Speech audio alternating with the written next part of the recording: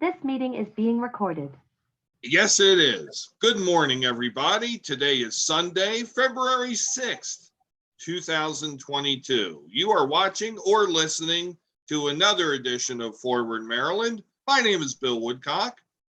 And good morning, everybody. I'm Steve Hunt. And we thank those of you who happen to be watching this podcast on our YouTube channel, which is epononymously called Forward Maryland, with no space between the forward and the Maryland.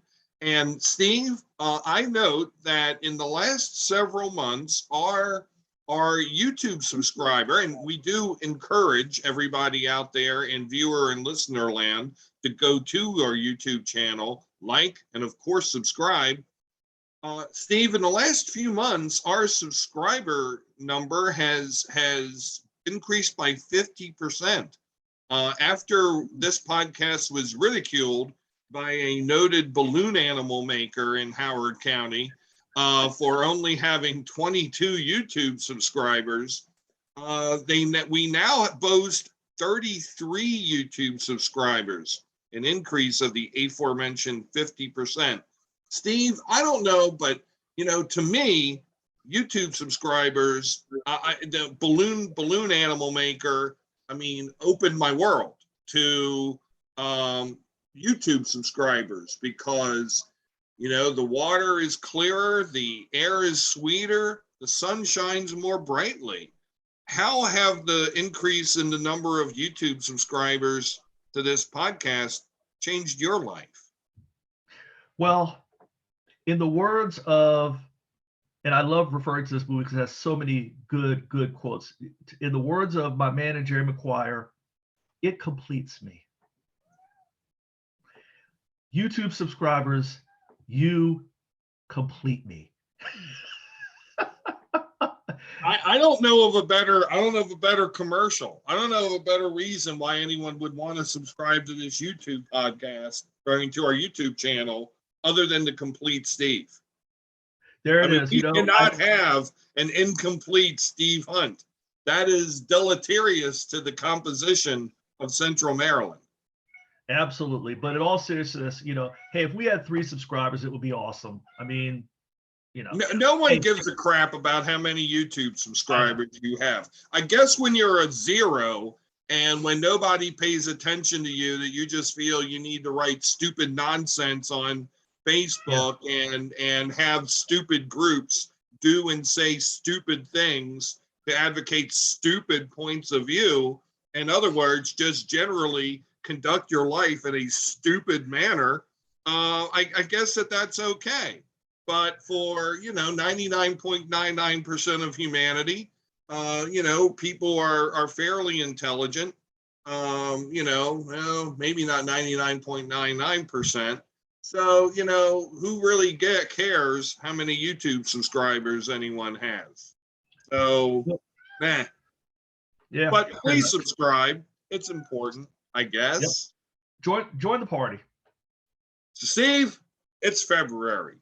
And it's time to unveil our February top 10 gubernatorial rankings. Now, I believe last time I led off, we're going to go in snake fantasy football draft fashion, as we did last time, except there's only 2 of us. So that's kind of a boring fantasy football draft, although the teams we could put together and the waiver wire would be intense.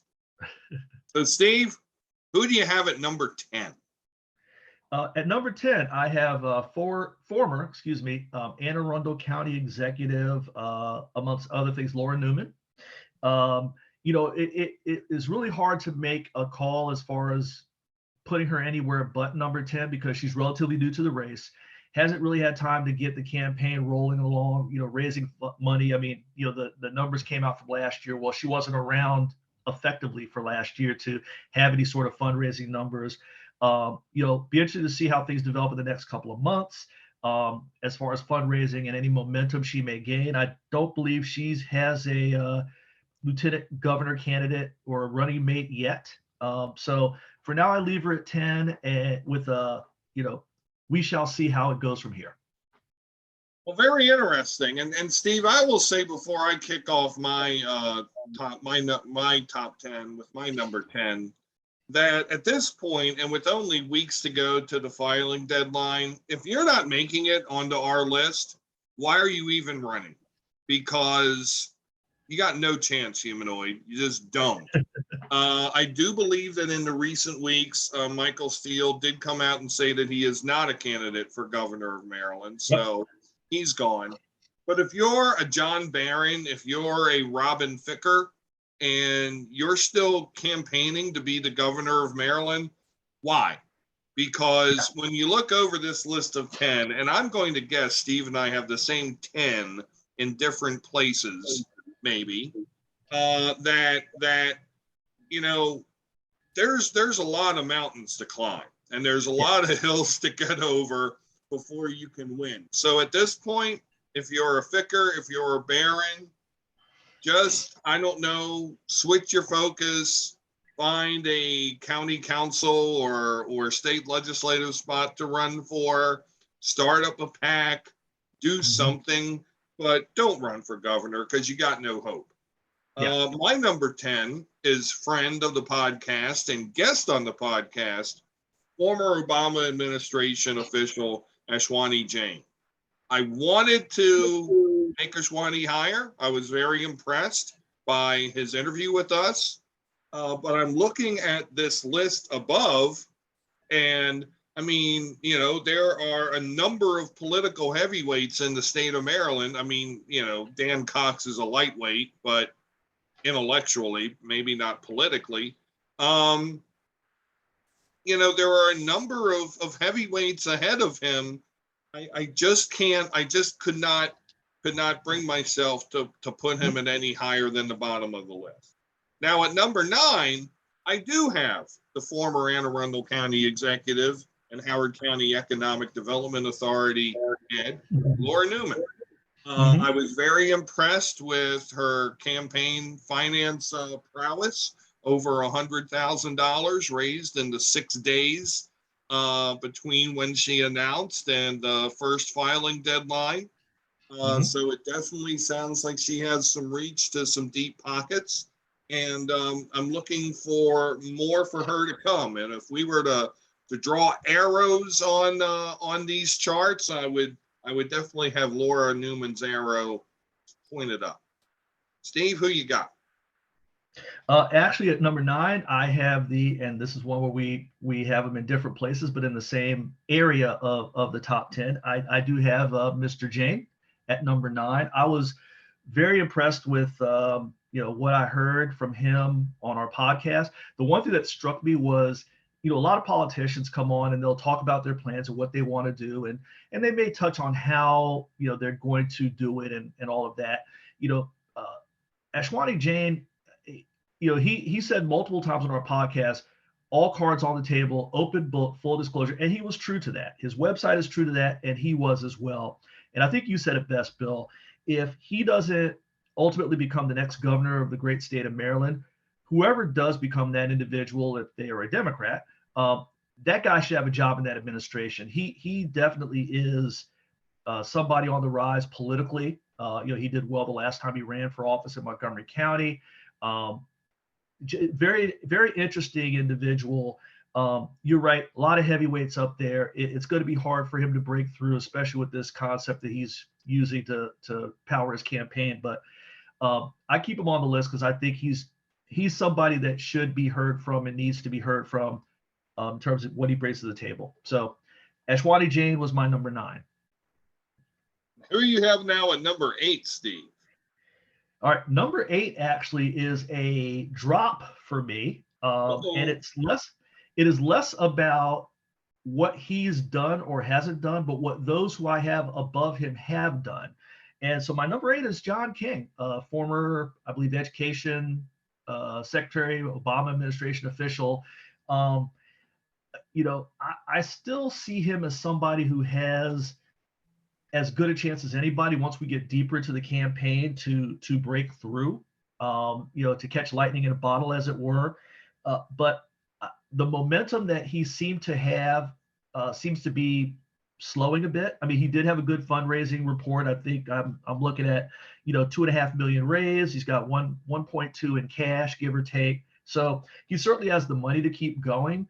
But and again, I could put my 6, 7, 8, maybe even 5 in a bucket as we go along. But at this point, I have King at number 8. Steve, I don't know if the viewers at home, you probably did see me scribble and change a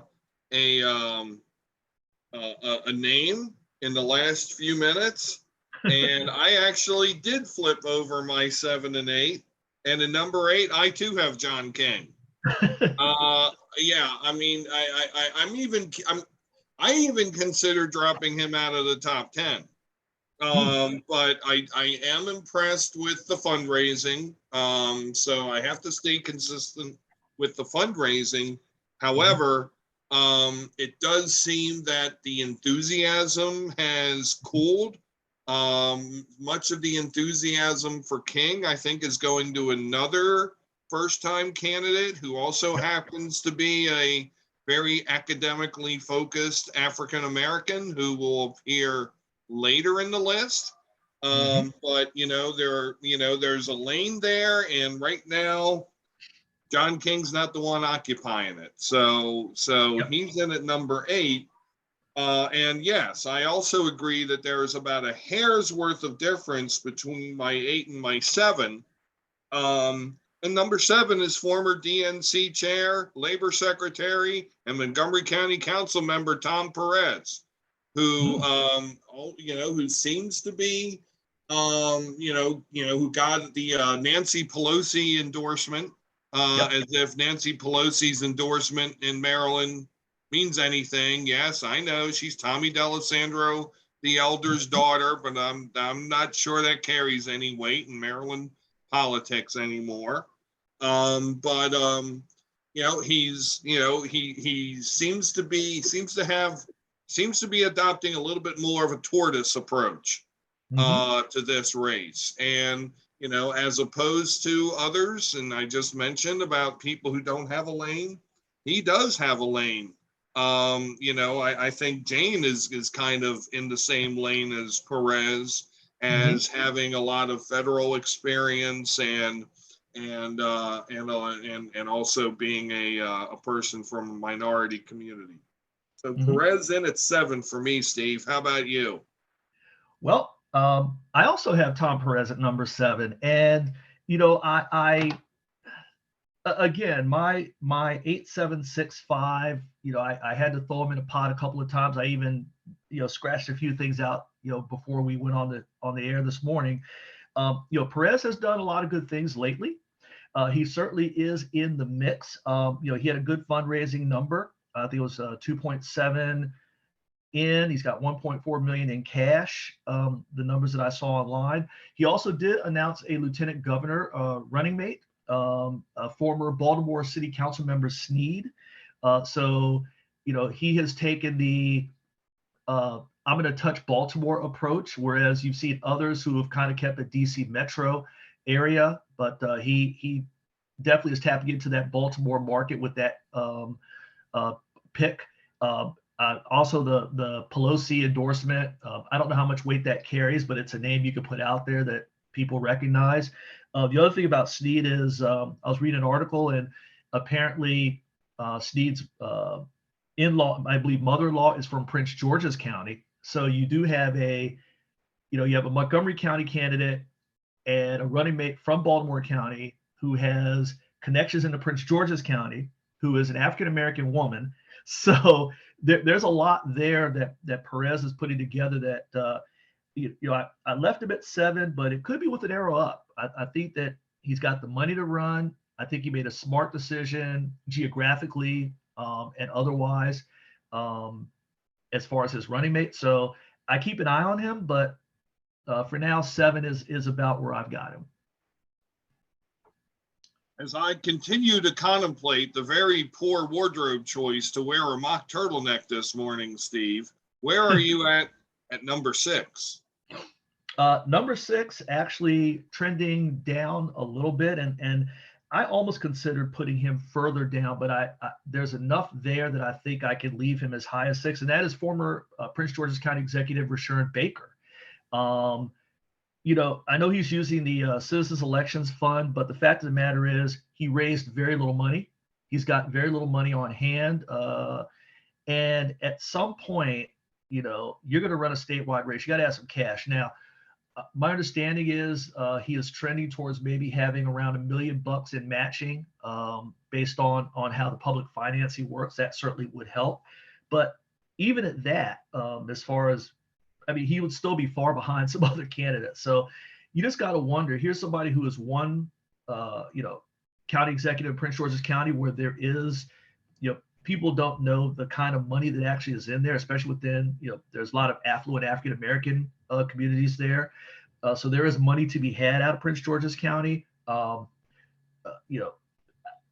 He's won there. He's run for governor, so he's got to have a donor list. So either all of his donors were corporate that he can't touch now, or I don't know what it is, but that number was striking, that he was not able to raise a lot of money.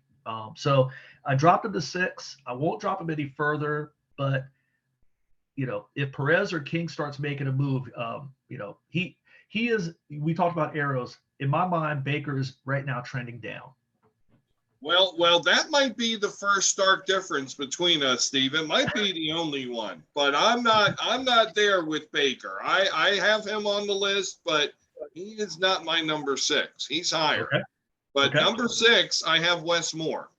Again, the highest ranked of the first time candidates who are in the race. And when I mean first time, I mean first time running for anything, along as John King. And I do put Ashwani Jain in that category, even though he ran for a Montgomery County Council seat in 2018.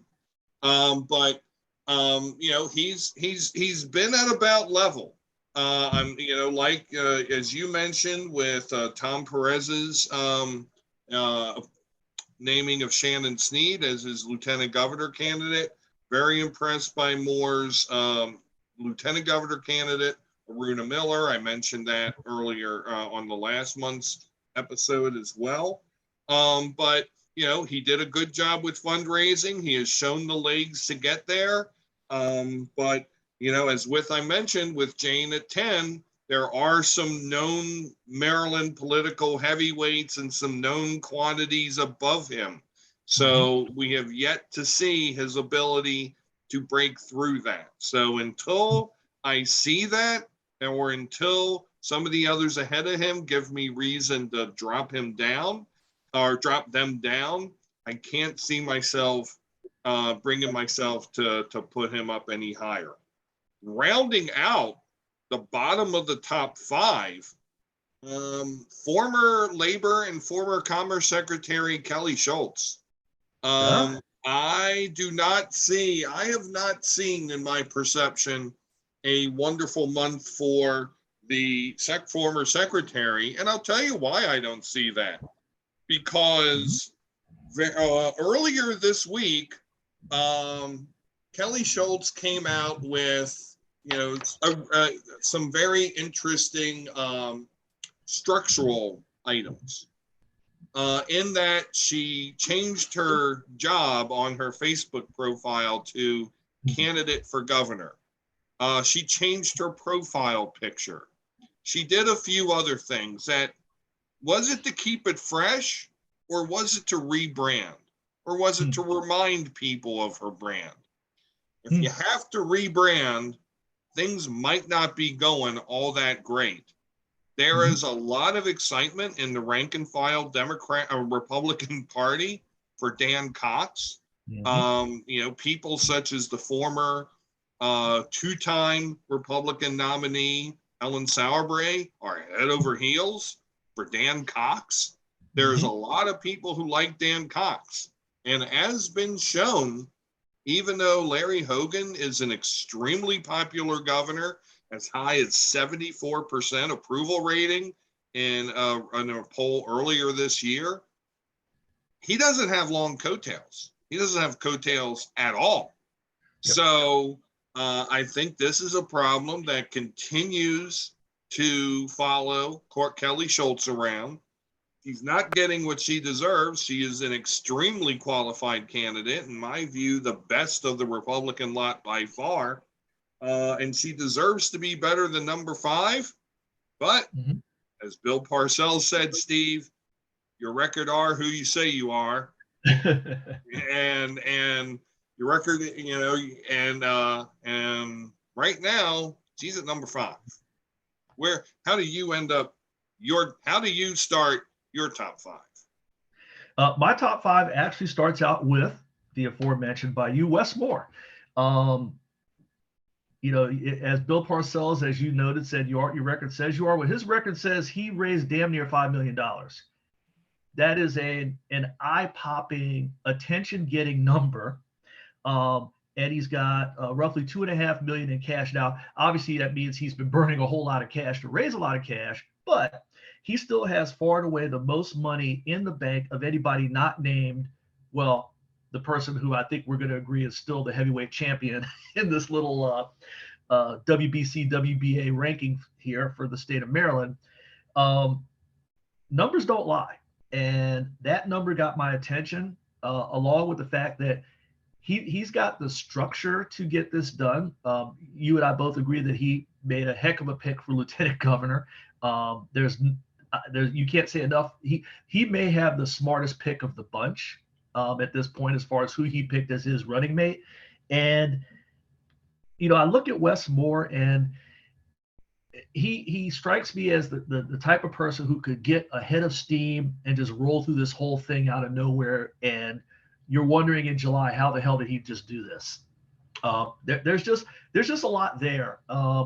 If some other candidates, especially candidates of color, start falling off, I can see a lot of support from those individuals in terms of supporters, organizations, and others going to Wes Moore if they, feel like other candidates of color really don't have a chance at it. So they all coalesce behind a Wes Moore. So there's a lot there, and he's got a lot of money to get a message out and try to bring people into his tent. So I have him at number 5. Like I said, if you look at certainly my 5 through 8, definitely my 5, 6, I could have went a lot of different ways, but for now, we'll stay there. So Wes Moore at number 5. And where are you at number 4, Steve? Well, number 4 would be Kelly Schultz. And I agree with you. And, I came very close to dropping her back. But I think when you're looking at, that position, I will still leave her there. But you're right. The arrow is going down. And, this is one where money don't matter. She certainly has a lot more money than her opponent in the Republican primary, but I don't think that means a hill of beans. I think there's enough grassroots power that makes up for cash in a heartbeat. And there's just, you said it all, perfectly. Where is the there with Ms. Schultz? I don't know where it is. What is her case?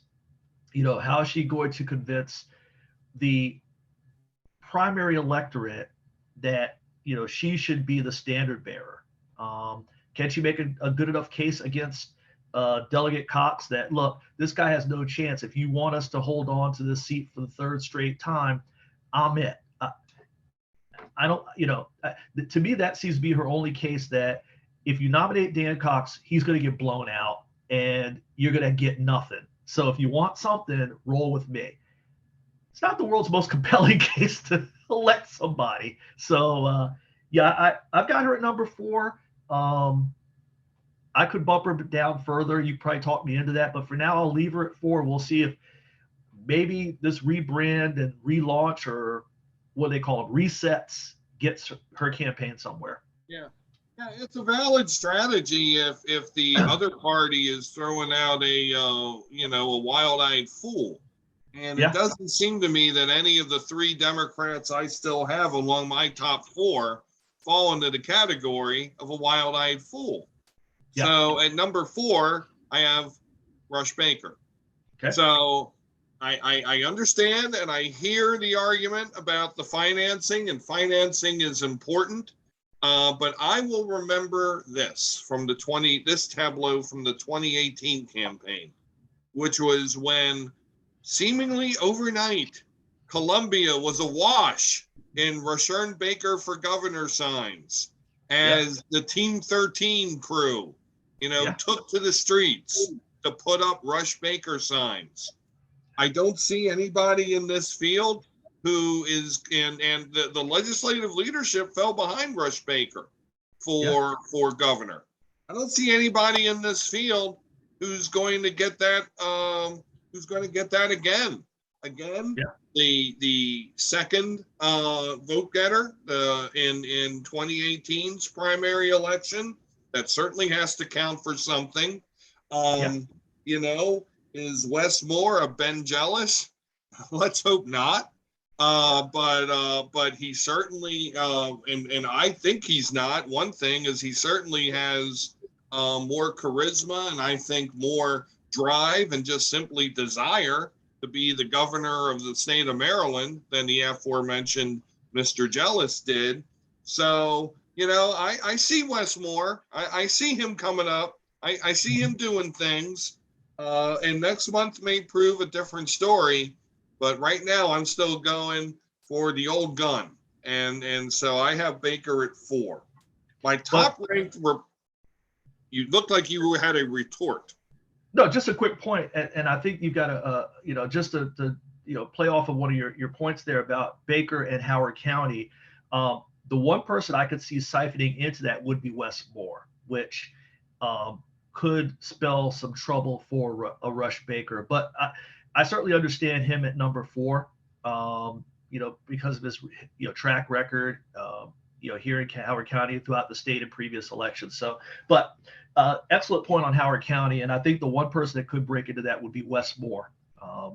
There are some people I'm hearing from already in Howard County who are not electeds, but others who are pumping up Mr. Moore.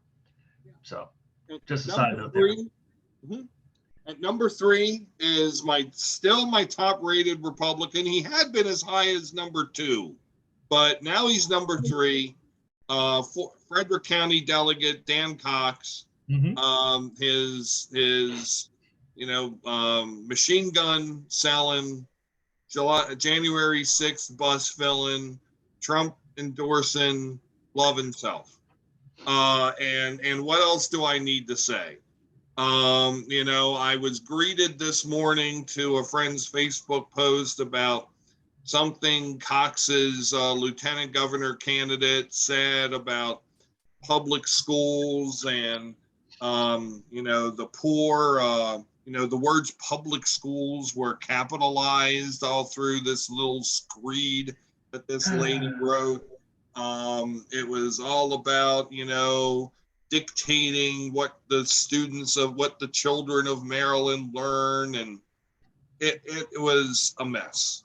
And, this is the highest rated, and many polls are showing most likely person to represent the Republican Party at the lieutenant governor level in the Maryland general election in 2022. It's kind of pathetic. But here we are, there they are, and so it goes. So Cox at number 3. Steve, who's your number 3? And why don't we just take it? Why don't we just take your top 3? Just go from 3 and go all the way through to. Oh, you know what? You do 3, and then I'll do my 2, and then you do your 2 and hey, you know what? I'll do my 2 and 1, and then you finish, because I finished last time. Okay. We're programming on the fly here, folks. This is how we roll. But my number 3 is Delegate Chris Cox, and Dan Cox. Dan Cox. I don't know. I try not to think about the guy. Okay.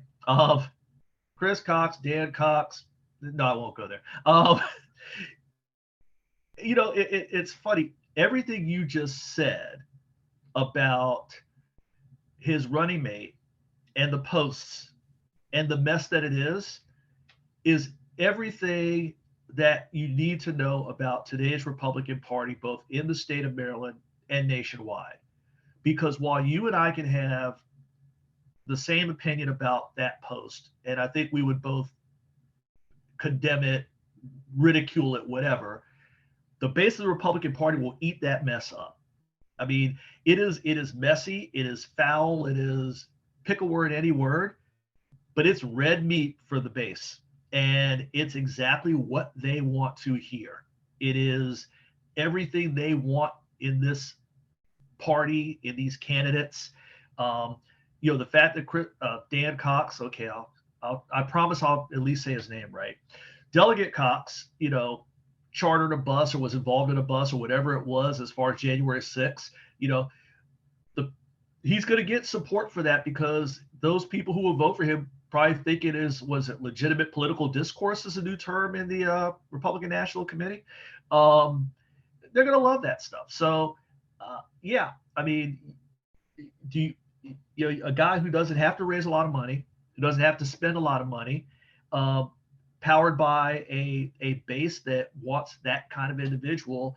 Yeah, I mean, he's got to be number 3 on this list because as of right now, he has a 50-50 shot at being the next governor of the state of Maryland as the front runner for the nomination on the Republican side.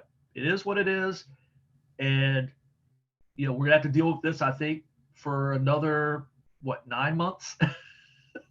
Because he's going to be that candidate. So I'll turn it over to you for your top 2, which I think I'm getting a feeling that we're back in line here as far as I think we are, and so I won't spend much time on it. But I did pull up while you were talking about Delegate Cox, Gordana Schiffinelli's recent Facebook post, where and Ms. Schiffinelli is the aforementioned lieutenant governor candidate for Mr. Cox, right, where she mentions, it was brought to my attention that Maryland middle and high schools, capitalized HS, use CNN every week as a primary source of information and authority in history class, homerooms, U.S. government, etc. Political activism capitalized, and children's indoctrination is real and very harmful. Okay, so here comes there was no connection between those first 2 sentences. Yeah. Here comes the CRT argument, basically. I mean, that when you start talking indoctrination, you just know what the next post is going to be or the one after that. It's coming. And then this gets better. In most public schools, again, public schools capitalized, in Maryland, the children are not taught formal and informal logic. The words formal, informal, and logic are capitalized. What exactly is informal logic? And for that matter, what is formal logic? I'm simply aware of logic. Yeah. Well, the all caps is straight out of the Mar-a-Lago playbook, so you have that. So there you go. Yeah. I skipped down. The children cannot determine logical fallacies, spelled as if the word were fallacies. I had something to say, but I left it alone. If they don't know what they are. The children cannot catch arguments ad hominem or red herrings, spelled hearings. Oh, dear God. If they don't know what that is. If they don't know what is. And arguments ad hominem mean arguments that are pointed towards a specific person. Mm-hmm. Like if I said, Steve, you ugly, that's ad hominem. You said, Bill, you got a big nose. That's ad hominem. What is going on? I guess they're going ad nauseum. I don't know. Don't read any more of that. I'm done. I'm so over this. Anyway, the fallacies needed to be exposed, Dave. Congratulations, Maryland Republican Party. or something. Yeah. Just remember that when Alan Kittleman's out there stumping in Clemens Crossing and River Hill and the Reservoir area and Elk Ridge. Remember, that's what he represents. Yep. Anyway, my top two, former Attorney General and friend of the podcast, Doug Gansler at number 2. Could have put Doug down further. Probably would have put Doug down further had Doug not been on the podcast. And that's not favoritism. That is indicative of the thoughtful, complete, thorough responses that he gave during our podcast. A concern remains for me the amount of money he's raised. If you remember, that was a question that was asked during the podcast. And he seemed to be ready and willing and able to go the distance regardless of how much money was raised. So we will see what happens there. But, if it were Gansler Cox, I think, again, Steve, getting back to my point about wild-eyed opposition on the blue side,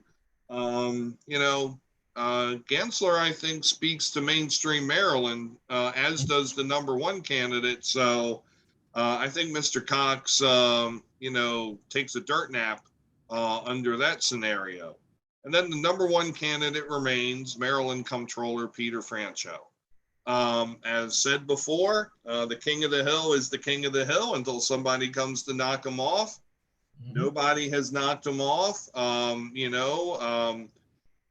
had the opportunity to listen to some statements by his running mate, Monique Anderson Walker, the Prince George's County Councilwoman. A wonderful woman who I think could acquit herself well as our lieutenant governor. And I understand much more than I did a month ago the choice. So, Franchot Gansler still 1-2 in my book. Who you got? Well, I have the same one too. So we are definitely in agreement there. Gansler, same concerns that I have. His answer during the podcast was, I'm not gonna have as much money as the other candidates. And when the numbers came out, boy, was that true. There's I'm looking at my list here of just cash on hand, and the only 2 in our top 10 that have less cash on hand are Rashawn Baker and Dan Cox. So, there you have it. And the gap between those 3 and the next group is huge. So that is certainly a concern. So, he's going to have to get that going very quickly to get his message out and get to people. But what I will say is this. You obviously, it was noted on the podcast that we had with former Attorney General Gansler. So no secrets here. You have a longstanding relationship with Doug Gansler. You know the guy very, very well. It was my first time interacting with him, and I got to tell you, I was blown away. He jokingly said he's not the best looking candidate, and his self-deprecating humor is pretty good. He takes some good shots at himself. He may not look the part, but darn, he sounds the part. Just the way he communicates, because as you know, Bill, having been involved in campaigns and running for office, sometimes it's about feel. As much as people joked about, I think it was H.W. Bush, to talk about that vision thing, and it's always funny if you do it in the Dana Carvey voice. Gansler's got that. He's got that thing that you can close your eyes and imagine him sitting in the big chair. And the other thing that surprised me about him, and I won't go on too long. I would recommend people watch that podcast if you did not see it to just understand what I'm talking about here. I had it all mapped out. Not that I'm the genius or anything, but I had it all mapped out what his path was and how he was going to run and what his lane was. It was kind of if you like all things Franchot, but you don't like Franchot's relationship with Hogan and this and that and the other, I'm your guy. He is not a Franchot clone. He is much more of a mainstream, dare I say, progressive by the classic definition, not by other people's definitions of what progressive is, and that's a whole different conversation, than I thought. He is a mainstream Democrat who certainly has positions that are in line, that if you're part of across the spectrum of the Democratic Party, he's got something that you could say, I could work with him on this, or I could work with him on that, whether it's the environment, whether it's the economy, education. His passionate response to when he was talking about Baltimore and that city and the issues there, but also the potential, was darn near inspiring. So I'm like you. I may have had him lower, and I had him lower in previous rankings, but there's something there. And if he can put it together as far as getting a good, solid lieutenant governor running mate, get the money raised, get to the spring where people are really paying attention, don't write this guy off, because he's got that it factor. Not just he sounds really cool, but he sounds like a governor. Quite frankly, he's got that thing, right? So, Bill, I'll let you jump in there. It looked like you wanted to add to that. No, I agree. I agree. But I also would say that Francho's right. Gensler is right now where he wants to be, which is, if this were a sailing competition, because who doesn't, liken political campaigns to sailing competitions? He is tacking behind and to the left of Francho and ahead of the other boats in the water, and just waiting for a little bit of a slip up in Francho's rigging, or a little bit of an extra gust to overcome.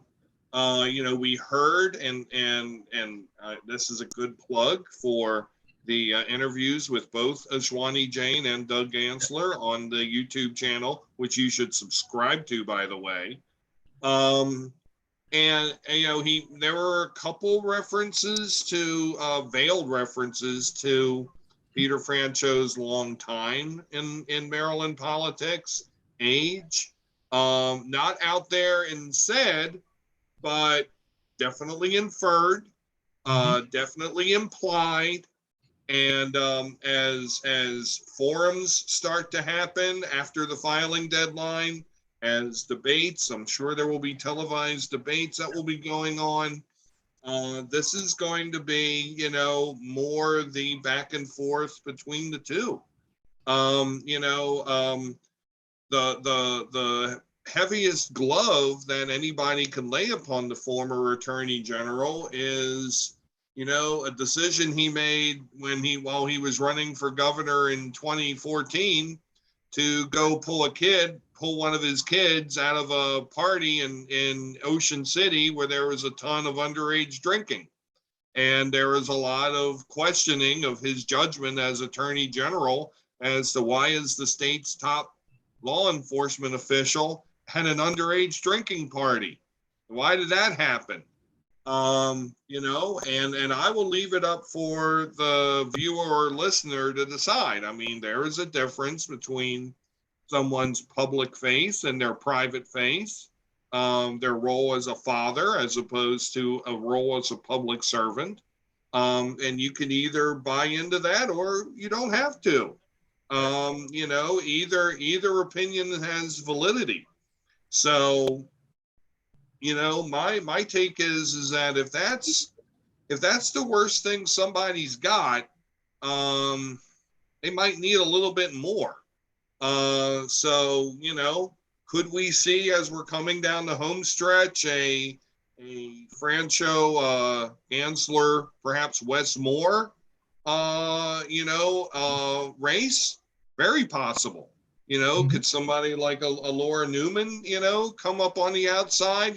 Can Baker, find propulsion through the public campaign mechanism? Also possible. That's what makes this game so fun, and that's what makes all this prognostication interesting, because as the months unfold, it'll be cool to look back and see, well, this is what we had right from the get-go, and ooh, this was a surprise. Yeah, it's very far from a done deal, and that really is the bottom line. I think going into this, a lot of the thinking was there was a presumptive candidate, presumptive front runner, presumptive nominee, a feeling of inevitability that was out there. And that would be all pointing to my number one. By the way, I did not mention that, but that would be current comptroller, Peter Francho. Everything you said is true. He did not raise a bunch of money, but obviously as a elected official, he basically has 9 months to raise money, give or take, because he can't during the General Assembly or during the Maryland General Session. So that's one thing that he's got to the negative. But because he really hasn't had to do much as far as really ramping up the campaign, because he's got name recognition through the roof, he still far and away has the most money on hand. So certainly he's got the money to do what he needs to do when he needs to do it. So that that's not going to be a problem, even though he can't raise money between now and April. He's got plenty to power him all the way through to the end of the campaign. But again, his name rec is probably worth as much as the money that other candidates have in the bank. But you're right. This is not a done deal. I think there was a lot of thinking that would be the case. But, you talk about Gansler at number 2. I think your sailing analogy is very well put. He's got an approach that can not only fend off those candidates who are behind him in our top 10 ranking, but could also go after the number 1 guy. He doesn't have to change his argument depending on who he's in front of. He can use the approach that I saw that he captured during our podcast interview with him, works across the board. And that's always a good thing for a candidate, that you don't have to say, well, if I go here against this person, I have to say this. If I go here against this person, I have to say that. He can take his approach and just run with it and run well. So, obviously he's there, but you're right. I mean, Wes Moore can raise a lot of money and could jump up as other candidates, start to fall off. Rashard Baker has Prince George's County. I mean, that's a big chunk to have in your pocket going forward. And if he raises the money, he's in there. So I could go on. Perez is somebody who could surprise a lot of people. So like you, I'm looking forward to it. It's going to be fun times to see where we go, especially once we get out of February. We're past the filing deadline. The races are solidified, both at a state level, at a local level. We can really get into based on these are the people who are in it, who are going after these different offices. Indeed. Well, we are at the end of another fine podcast episode. Steve, I'm not surprised that we had the top 10. We both had the same people in the top 10. We had a little bit of a mix all the way from 4 to 10. So that variety of opinion is what makes politics fun. Oh, and what makes life interesting. And wow, we had different opinions without completely assassinating the other person's character for having an actual different opinion. Wow. We're not going to, are we going to get hundreds of subscribers with such a collegial, well thought out, intelligent podcast? I don't know. It's going to be hard. Maybe we need to do like some other folks out there and start name calling. I don't know. I think I like this approach. I'll stick with our 33 with an intelligent conversation where we can have the discourse as opposed to the knife fights that get us 200 followers who want to see a train wreck every week. I'll pass. As opposed to a bunch of trash. God knows there's enough of that out there. All right, everybody. Sir. We have come to the end of another wonderful edition of Forward Maryland. As always, thank you, Steve. We will be coming at you. I got to perfect this, Steve. Coming at you. It looks good on screen. With another episode next weekend. Oh, it's better with the right hand. Coming at you. Oh, that'll do it. That'll do it. You know what I feel like? I feel like the announcer in Mike Tyson's Punch-Out. Right. Your next opponent, Piston Honda.